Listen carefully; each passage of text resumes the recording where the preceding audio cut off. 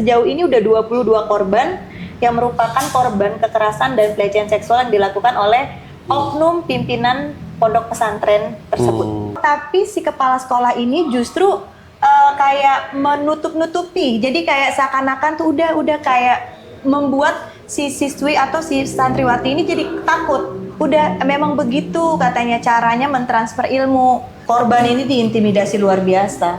Bahkan sempat maju mundur untuk speak up. Depak khususnya dalam memberikan izin harus lebih selektif. Kemudian bukan hanya izin diberikan, tapi yang paling penting kontrol.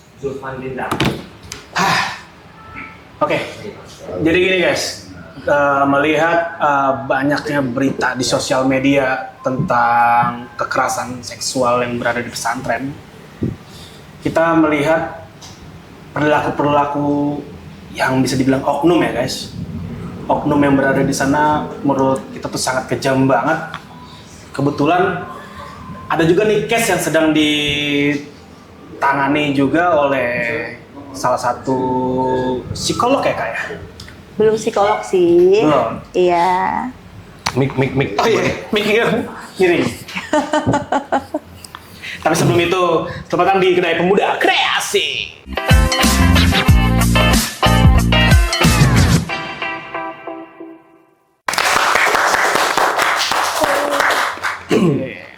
Oke, gue lanjut ya. Jadi ada kasus pelecehan seksual yang terjadi di Lombok Timur ya? Bukan, di Lombok Barat. Oh, Lombok Barat. Terjadi di Lombok Barat, korbannya itu sekitar 22 orang. Dan yang melakukan laporan itu baru 2 ya kak ya? Betul. Baru 2 orang, dan kebetulan Kak Cucu salah satu langganan di podcast Rumah Pemuda melakukan vokasi kepada 2 korban ini. Dan mungkin untuk lebih dalamnya kita bisa cerita-cerita sedikit karena kebetulan Kak Cucu juga kemarin udah sempat diwawancarai ya di salah satu TV nasional. Jadi gimana tuh kak sebenarnya kronologi kasus yang kemarin kakak tangani? Advokasi ya, baik. Iya, jadi awal mulanya bagaimana nih korban bisa speak up sampai kita bisa membuat laporan itu berawal dari para santriwati ini nonton serial Bid'ah yang lagi viral itu yang punya Malaysia itu kan. Aku nak kau Dewi. Walid nak Dewi boleh. Nggak boleh. Ya, jadi mereka nonton serial Bid'ah yang diperankan oleh Walid itu, dan mereka merasa bahwa ada kesamaan atas apa yang mereka alami di pesantren Nabi Nubu ini dengan serial film itu. Nama pesantrennya Pesantren Nabi Nubu. Nabi Nubu. Iya, di Desa Kekait, Kabupaten Lombok Barat. Betul. Jadi begitu. Jadi kronologi apa nih? Kronologi apa yang mau kita bahas duluan? Kronologi kasusnya deh. Kakak udah sempat pasti dapat ceritakan dari korban. Gimana tuh kronologinya? Jadi gini kan, awalnya kan karena mereka nonton serial ini, kemudian mereka saling japri nih, alumni. Kebetulan nih para korban ini merupakan alumni.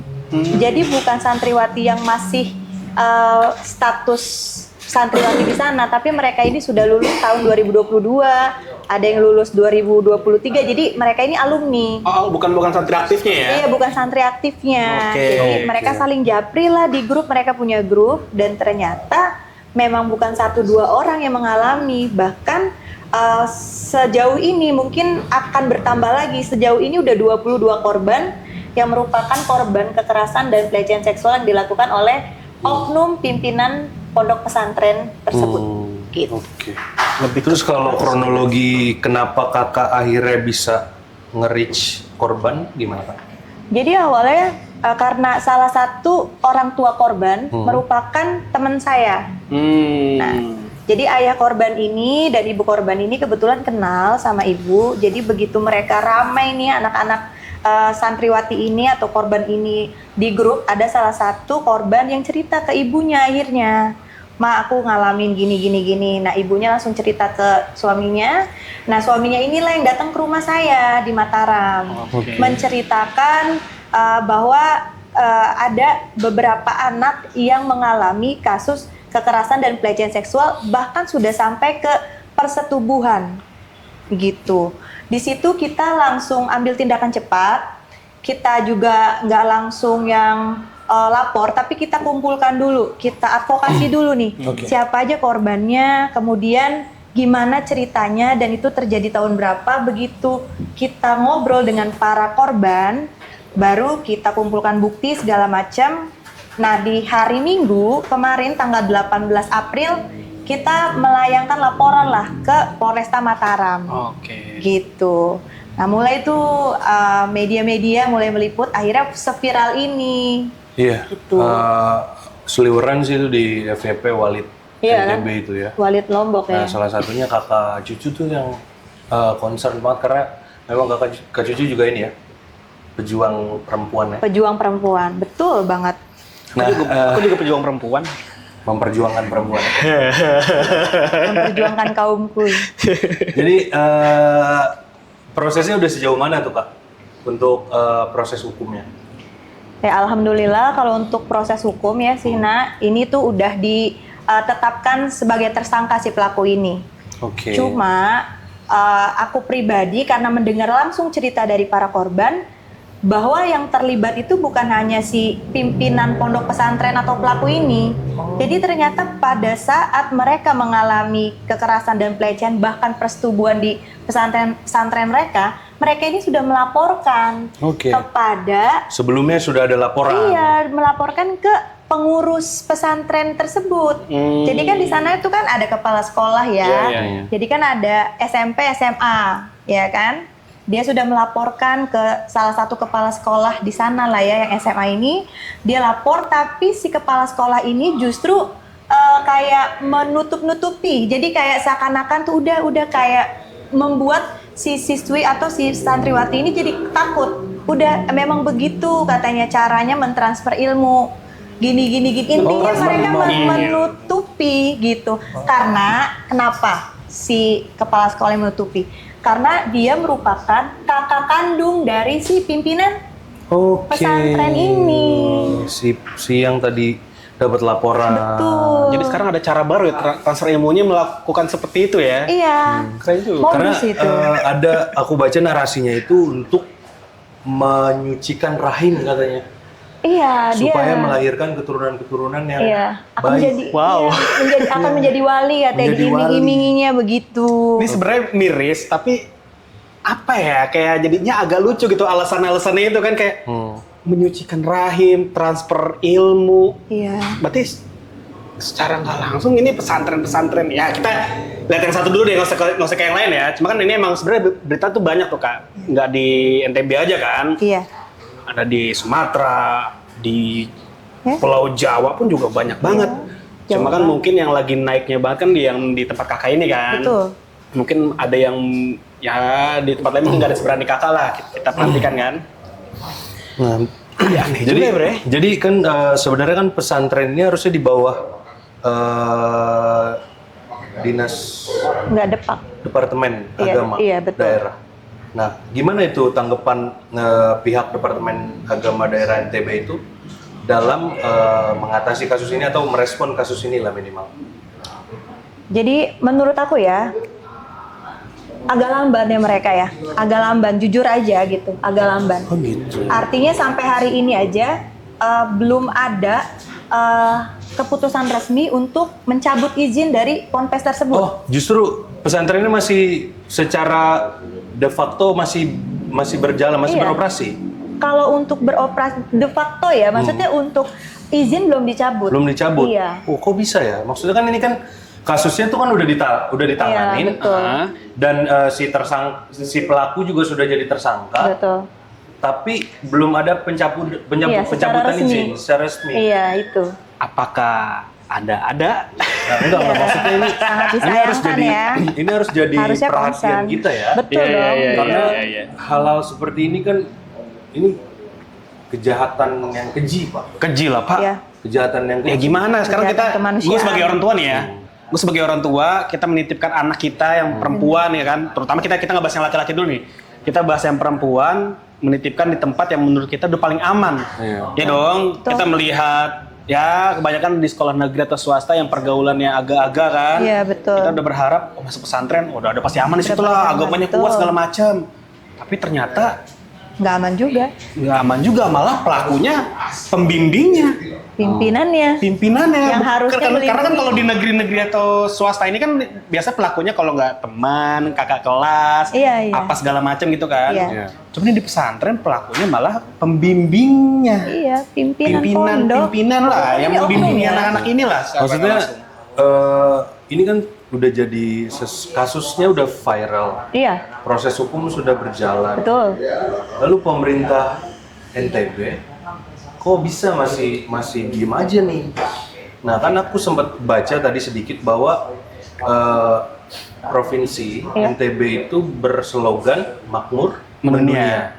Iya. Nah Ya. ternyata realitanya pada saat ini ada kasus yang mungkin sudah viral di sosial media, Iya. bahkan sudah diliput TV nasional. Betul. Masih belum ada tindakan yang tegas. Ini mungkin buat teman-teman di NTB sana atau aktivis-aktivis Iya. pemuda di NTB harus lebih Gigi. lagi nih mengawal kasus ini atau agar tidak terjadi kasus-kasus serupa ke depannya. Sementara pemerintah masih fine-fine aja kelihatannya kan.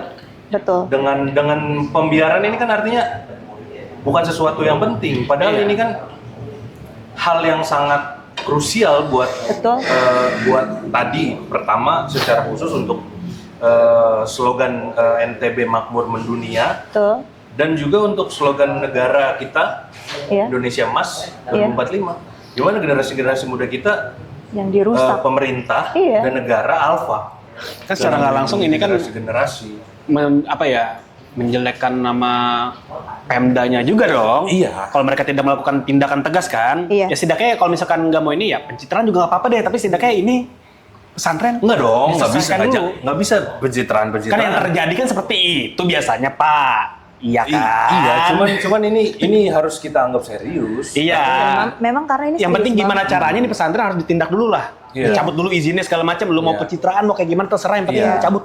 Agar artinya masyarakat mungkin di daerah lain atau Betul. di NTB khususnya yang mungkin juga mengalami hal yang sama karena tidak menutup kemungkinan itu terjadi di tempat lain, Betul. berani melakukan tindakan Iya, iya. karena pemerintah ada loh di sana, Hadir. pemerintah daerah hadir loh untuk Pemerintah hadir harus. memberikan tindakan tegas. Oh ternyata kita tuh dilindungi loh, kita Iya. bisa loh. Nah, Betul. gitu. Tapi gue agak kurang ngikuti berita nih. Ada nggak sih tindakannya dari pemerintah Kak? Sebenarnya gini ya, Pak Gubernur NTB, Pak Iqbal itu sebenarnya sudah mengunjungi korban di Polresta Mataram. Beliau juga sudah menekan Depak NTB untuk menindaklanjuti, juga LPA mungkin untuk disebutnya pendampingan psikologis untuk para korban. Cuma memang aku rasa kurang cepat aja, khususnya untuk Depak ya. Iya. Ini jelas-jelas nyata di depan mata ya, kerusakan yang sudah dilakukan si pelaku juga nggak main-main, 22 orang ya, santriwati yang sudah dirusak masa depannya, ya kan? Iya. Harusnya kita cepet dong sebagai negara hadir atau pemerintah hadir melindungi masyarakatnya gitu. Iya. Tapi sampai hari ini kan Nggak, artinya begini, kan ini Pagub seperti Sudah yang kakak atensi. ceritain sudah atensi, Sudah. tapi departemen agamanya masih belum gerak. Berarti harus dievaluasi. tuh Ya podcast Rumah Pemuda dalam hal ini mendorong tindakan tegas Betul. bagi kepala-kepala daerah atau di daerah manapun ya. Terkhusus Iya. untuk kasus ini di NTB ya. Kalau memang ada pejabat-pejabat yang bertanggung jawab dengan sebuah kasus dan gubernurnya sendiri udah atensi tapi dia nggak kerja, jadi ganti aja. Betul. Maksudnya mereka kan digaji sama negara. Betul, Ya betul. kalau mereka nggak bisa kerja ya ganti aja. betul. Saya yakin masih banyak orang-orang di NTB yang Yang kompeten. mungkin kompeten Karena kalau terus-terusan kayak gini Bre, secara nggak langsung nih bisa jadi contoh juga buat para pelaku-pelaku yang lain. Biarin aja NTB aja kemarin cuma kayak gitu kok, kita mah slow-slow aja. Betul. Bener nggak Kak? Betul. Kalau misalnya kita melihat pemerintah seperti itu ya. Betul. Cuma kan ya kembali lagi. Iya. Makanya kan Kak Cucu juga di sini sangat menekankan untuk negara dan pemerintah hadir, khususnya untuk para korban. Dan yang paling penting, bagaimana kasus-kasus serupa ini tidak terjadi di belahan Indonesia manapun. Kita sekarang lagi berbicara NTB. Padahal sebenarnya kasus kekerasan dan pelecehan seksual bahkan persetubuhan yang terjadi di Ponpes itu sebenarnya kayak fenomena gunung es. Artinya yang terungkap di media, yang terungkap di publik ya, yang speak up itu hanya sebagian kecilnya. Tapi yang berakar, yang besarnya ini belum pernah terungkap secara rinci, belum pernah terungkap secara serius. Makanya di sini diperlukan negara hadir, pemerintah hadir. Ayolah sama-sama. Ini anak-anak kita. Betul gak sih? Betul. Kemarin tuh yang pelaku tuh didakwanya pasal apa tuh, Kak? Jadi kan pasal persetubuhan anak di bawah umur pastinya, pelecehan. Jadi ancaman hukumannya sih memang sampai hukuman mati ya. Dan kita juga berharap pelaku ini dihukum seberat-beratnya. Supaya ini juga menjadi alarm buat yang lain untuk tidak melakukan hal yang serupa. Kalau perlu hukuman mati. Karena kalaupun hukuman mati, itu tidak bisa mengembalikan hidup korban kok. Artinya belum bisa mengembalikan masa depan yang sudah dia rusak. Apalagi ini jumlahnya puluhan orang. Dimana bayangkan ya, orang tua yang menitipkan anak di ponpes tersebut. Setelah kakak advokasi, ini ada ibunya jadi TKW, diarap menjadi pembantu rumah tangga. Ya, mereka berharap anaknya disekolahkan di sana dengan banting tulang mereka menjadi TKW di luar negeri, ya, dirusak begitu bagaimana? Ini pemerintah harusnya buka mata lebih serius, gitu loh. Ya, selain sudah berjalannya proses hukum, ya kita juga berharap warga masyarakat NTB dan khususnya di Lombok mengawal kasus ini. Harus. Karena ya seperti slogan yang klise, no viral no justice. Betul. Jadi ayo kita tetap suarakan supaya korban benar-benar mendapatkan keadilan meskipun seperti yang tadi Kak Cucu bilang, itu nggak akan mengembalikan kehidupannya yang sudah dirusak. Susah Pak. Mental kena itu pasti. Sangat. Dan untuk memulihkan atau mengembalikan mental, kepercayaan diri itu sesuatu yang sangat sulit. Maka dari itu kan kakak sangat berharap sekali ya. Sekali lagi pemerintah hadir ya. Ya semua pihak lah yang berwenang untuk sama-sama yuk mengawal kasus ini. Kedua, Depak khususnya dalam memberikan izin harus lebih selektif. Kemudian bukan hanya izin diberikan, tapi yang paling penting kontrol, pengawasan yang ketat, evaluasi begitu mereka tidak sesuai atau tidak mau dikontrol secara ketat, cabut izinnya. Betul dong. Nah, tadi kita sempat ngobrol di sebelum on air. Ada yang menarik, ada fenomena menarik di NTB bahwa memang ada kultur yang sangat mengagungkan tuan guru. Nah itu kayak gimana itu Kak? Nah kalau untuk kultur kita wajib ya memang kayak menghormati guru gitu kan. Cuman di sini saran aku ya. Untuk kita tetap berlogika secara sehat. Artinya siapapun yang mengatakan A, B, C, D, kalau itu di luar syariat, mohon maaf lahir batin, mau siapapun dia, jabatannya siapapun, kita nggak usah percaya, karena udah di luar syariat. Itu aja. Cuma kan memang susah. Apalagi kan anak-anak ini kan anak-anak yang masih sangat polos, mereka aja nggak megang handphone di dalam pesantren, sangat terbatas informasi, knowledge gitu. Maka dari itu pemerintah yang harus banyak ikut andil gitu. Jangan sampai terjebak dalam kultur yang menyesatkan. Betul, jangan sampai kita terjebak. Ya terlepas itu dari hal baik. Sebenarnya sih lakukan sesuatu yang masuk akal. Jangan Iya. cuma logis, masuk akal. Sebenarnya Ketika film sesuatu Bidda itu juga udah menunjukkan kalau banyak agama sesat juga yang terjadi di negara ini kan. Betul. Kayak cuma kan kemarin ada yang menentang tuh di wilayah Sumatera bagian atas tuh. Iya. Ormas kalau nggak salah ya. Betul. Dia menentang lah tentang film ini. Padahal secara nggak langsung dia malah menunjukkan kalau ya salah. Iya. Sampai yang apa namanya minum air kaki apalah segala macam itu nyata loh, terjadi loh di Indonesia banyak Iya. banget. Betul. Yang Dari aneh-aneh lah. Celup-celup ya kan, Iya. celup bisa makmur apalah, aduh tuh. Iya. Nah, lalu kemudian ada hal menarik lagi nih. Kakak kan sebagai aktivis perempuan. Tentu dengan kakak mengadvokasi korban ini akan banyak pihak yang merasa terganggu kan. Pastinya. Saat ini dalam prosesnya ada nggak Kak gangguan-gangguan yang memang ditujukan untuk mengganggu perjuangan kakak?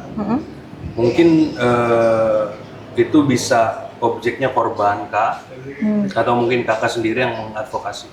Baik.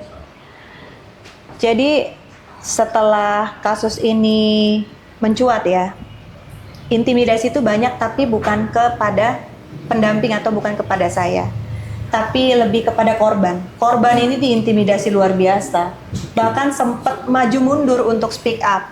Tapi kembali lagi kita berikan pemahaman, kita berikan juga mereka ini untuk psikologisnya supaya dia lebih percaya diri, gitu. Karena kan di sana ini jangan speak up begitu, biar bagaimanapun guru.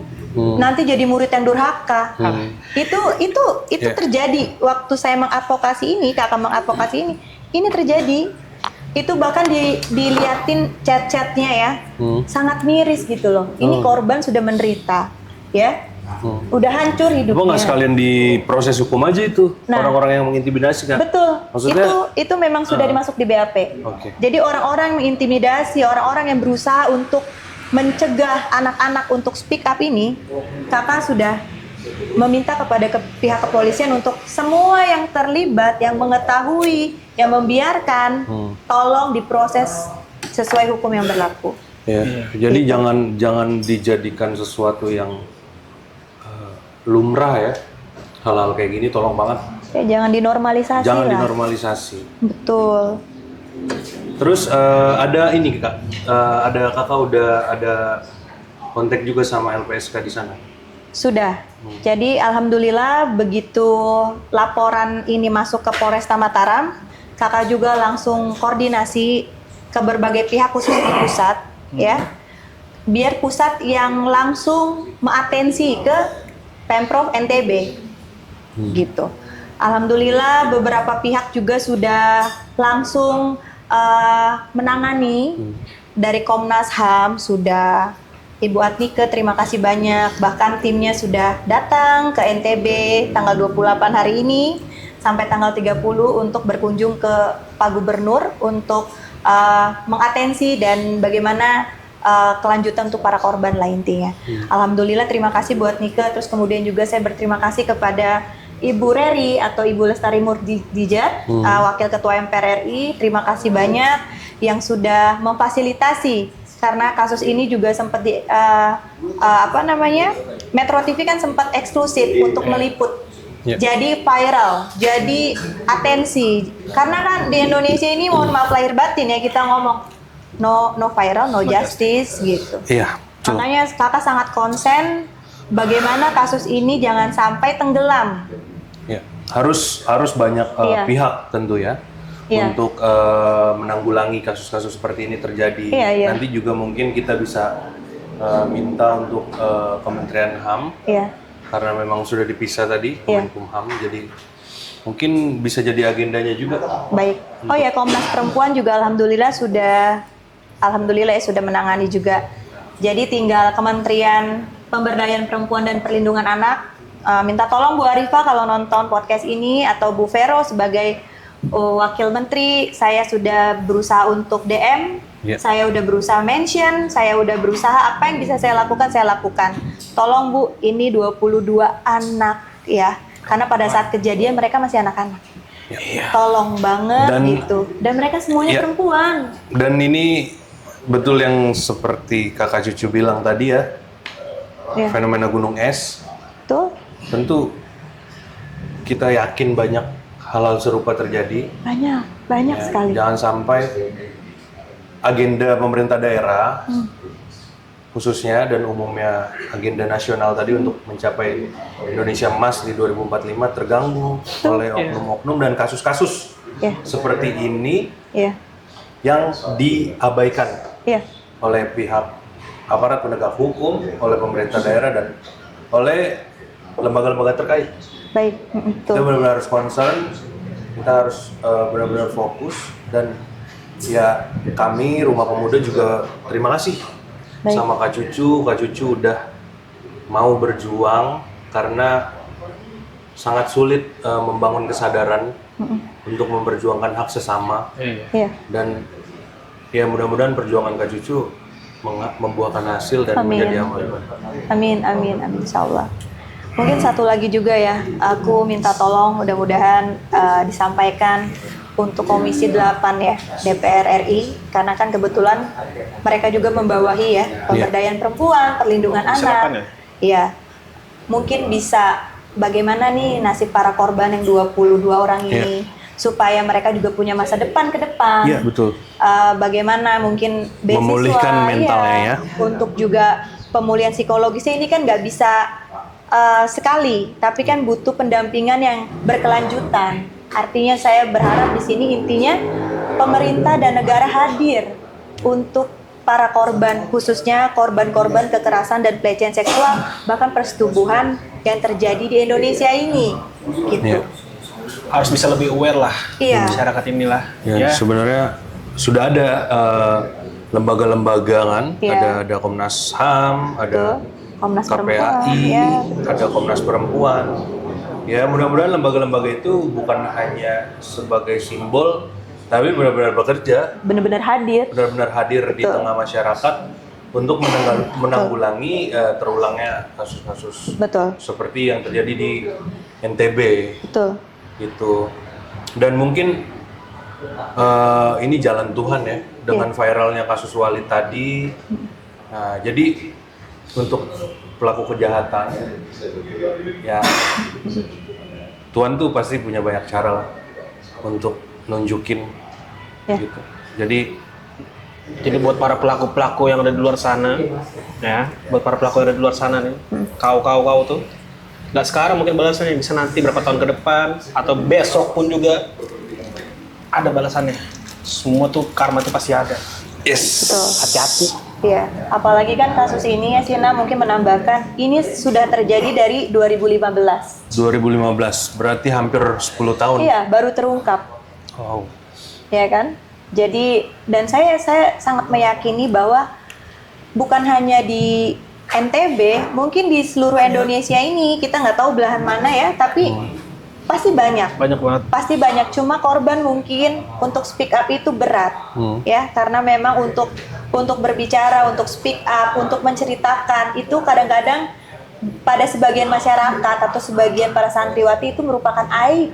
Iya. Itu yang jadi persoalan. Mereka nganggap peristiwa itu aib, padahal ini bukan aib. Mereka korban kok. Iya. Mereka nggak salah.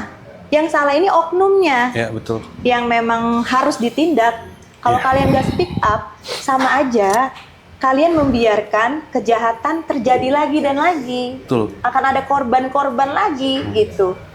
Seperti itu. Kakak ngomong ke kamera, kasih tahu ke para korban kekerasan, mau pelecehan apa segala macam, untuk berani speak up. Ya. Jadi saya menghimbau kepada siapapun Anda yang menonton ini, adik-adik atau siapapun, khususnya perempuan, jika Anda mengalami pelecehan, Anda mengalami kekerasan, Anda mengalami pemerkosaan ya, apapun itu bentuk kejahatan, kalian speak up. Jangan pernah ragu untuk berbicara. Ya, itu aja sih. Jangan pernah malu, jangan pernah ngerasa kayak enggak ini aib gue. Iya. Nggak mau nanti orang tahu aku pernah nggak bisa. Kita sebagai perempuan harus berani untuk mengatakan ini benar, ini salah, gitu. Atau bisa juga hubungi Rumah Pemuda. Betul. Kami tentu akan memfasilitasi untuk teman-teman mendapatkan keadilan. Iya. Kalau takut untuk speak up, bisa DM aja langsung Rumah Pemuda atau DM Kak Cucu juga Iya, bisa boleh. langsung. Iya. Ada di Instagram di bawah sini. Ya, editor jangan lupa tolong. ya masukin ya. Nih Rumah Pemuda, terus bawahnya nih Cucu Purnamasari, ya kan? Jadi kalau ada pengaduan-pengaduan gitu langsung aja DM ke kami. Pokoknya tadi balik lagi ke poinnya, tuntutannya pondok pesantren tadi harus dicabut izinnya. Betul. Dan Depak di NTB. Iya. Pak Gub, kalau memang Depaknya ini nggak becus ganti aja lah. Iya. Khususnya untuk Depak Lombok Barat. Nah, Depak Lombok Iya. Barat. Ya pokoknya harus ini. Strukturnya harus dievaluasi tuh. Ini kalau nggak kelar kita juga yang turun ntar nih. Iya. Kalau perlu ganti aja lah, ya kan, betul nggak? Iya. Betul. Ya mungkin gitu aja ya. Baik, baik. Itu bukan gubernur, Menteri Agama. Menteri Agama. Depak itu Menteri Agama ya? Iya, Departemen Kementerian. Sorry, Menteri Agama. Menteri, Nah, Pak Menteri. belum konsentrasi, minum dulu kopinya, minum dulu. Pak Menteri, minta tolong dievaluasi itu Depak apa? Kanwil. Kanwil, Kalau di daerah Kanwil. Kanwil, NTB. NTB, Kanwil Betul. NTB. Ada suara-suara dari Abang-abang sebelah kita itu. juga. Nah, Kanwil NTB, Pak Menteri, minta tolong dievaluasi segera. Kalau memang mereka nggak bisa selesaikan kasus ini, diganti aja. Iya. Nanti. Suara rakyat ini. Oke, suara rakyat. Siap. Mungkin udah ya. Iya, agak Iya. shock gue sebenarnya tadi. Ya shock ya, gemetar banget. Apalagi Kemungkinan ini kasus paling besar loh di Iya. Indonesia. Karena kan terakhir aja cuma 12 ya, ada 12. Ini 22. Bahkan akan berkembang. Iya, makanya Saya yakin kita kasusnya lebih jadi dari- makin takut naruh anak kita di sana kan. Iya. Ya pokoknya Jadinya begitu. parah sih. Parah sih. Speechless ya. Pak, Bapak parah sih. Parah sih, Bayangin Pak. kalau itu kejadian sama anak Bapak, aduh. Udah lah ya. Iya ya. Ya. Iya. Kita masih agak shock nih dengernya. Tadi Kanwil ya? Kanwil ganti aja tuh. Kanwil agama. Kanwil? Nggak usah diganti, biar alami aja. Nah, biar alami ganti lah. Ya nggak bener itu. Oke, thank you Terima kasih guys. sudah hadir dulu. Apa lagi? Jangan lupa mampir di KPK. Kita jualan kopi beneran, bukan cuma gimmick. Iya, dari awal kita tuh udah jualan kopi. Dari awal kita udah jualan kopi. Emang kita nggak menunjukkan aja. Iya iya iya. Kalian yang mau diskusi soal politik, soal kebangsaan, Iya, nongkrong nih kayak di Soal belakang nih pada kepemudaan. nongkrong nih. Tuh, lihat tuh. Tuh, pada nongkrong semua di sini. Iya betul. Ya, dah. Thank you Terbuka untuk guys. umum. Terbuka untuk umum ya. terima kasih. Sampai Bye. jumpa lagi di Sampai jumpa Kedai lagi. Pemuda Kreasi. Bye-bye. Ah.